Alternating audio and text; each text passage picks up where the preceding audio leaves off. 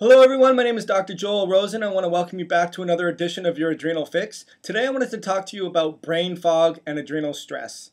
And so if you have feelings of projects that never feel like they're getting done, you never have time for yourself, never getting enough rest or never sleep, don't get enough regular exercises, feel that you're not accompanying your life purposes, all of these things are going to impact your adrenal glands, and hence they're going to impact your brain. And there's a lot of mechanical relationships between the adrenal glands and the brain, and I want to explain a little bit of that to you today so that you can start to connect the dots. So here is my diagram of the brain.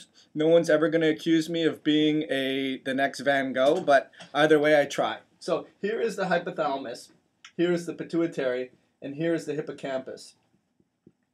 And here is the locus coeruleus, and here are your adrenal glands. So let's pretend that you get a stressor. Let's say that you almost get in a car accident, knock on wood. And your locus coeruleus is going to sense that immediate adrenaline stress, and it's going to send an impulse to the hippocampus. The hippocampus is then going to send a neurological signal to the medulla of the adrenal glands, and that's going to secrete adrenaline, noradrenaline, epinephrine. It's going to release those hormones. Then what's going to happen is the hippocampus is going to send information to the pituitary, and the pituitary is going to send information to the adrenals. And then the adrenals are going to secrete cortisol, and cortisol is going to help you readdress the stress. So get your heart rate back to normal, get blood sugar elevated so that you can deal with the energy demands of the stressor, and basically reduce inflammation and send out these corticosteroids. And then that's going to continue to go back and forth with all these different stressors. And ultimately, these feedback loops start to break down.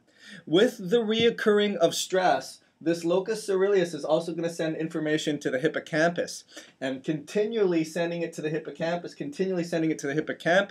eventually your hippocampus integrity, it starts to break down, and it doesn't work as well. So what does that mean for you? It means that you're going to start messing up with your circadian rhythm. So you may not feel energetic in the morning, and then you may not have that light relaxing curve and feel like you're tired at night. You may start having too much energy in the morning and then have a real big dip and crash by about noontime.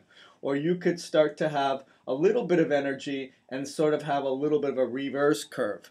Or you can go up and then down and up and then down. Suffice to say, your hippocampal integrity is going to be messed up because of this reoccurring stressor. And when that happens, guess what also happens in the hippocampus? Memory, short-term memory. Where are my car keys? Where's my wallet? What was I going to say? I forgot. All of that stuff. So basically, how do you know if you have this? The best thing I would say is you got to get a Dutch test.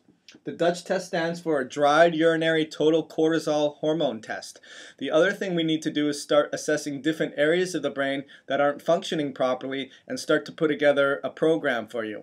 But the most important variable that you need to address is what is causing this continuation. Is it a low-grade virus? Is it Epstein-Barr? Is it heavy metal toxicity? Is it a parasite? Is it mycoplasma? There are so many different things, and actually there's more than one thing. There's multiple co-infections, and these are the things that really need to get addressed. So if you're not addressing those, you can continue to take your adaptogens, your phosphatidylserine, which is helpful, which will help with the hippocampus integrity.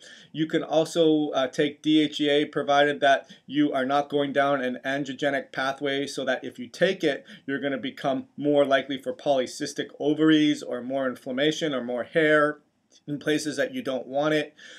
So those are a lot of things that you can look at. I know I'm talking really quickly, but I wanted to give you a little bit of a connection between hippocampal integrity, HPA axis integrity, repeated stressors, and brain fog. And what are some of the things like brain fog? Not focusing, not being on point, not being able to smell things as effectively, not remembering where you put your car keys, and just not being sharp on the ball. So anyways, my name is Dr. Joel Rosen. I wanted to tell you a little bit about your adrenal adrenal fatigue and brain fog.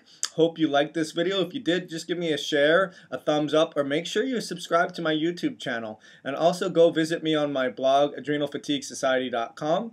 Once again, my name is Dr. Joel Rosen, and I look forward to helping you recover with your adrenal fatigue nightmare. Thank you so much.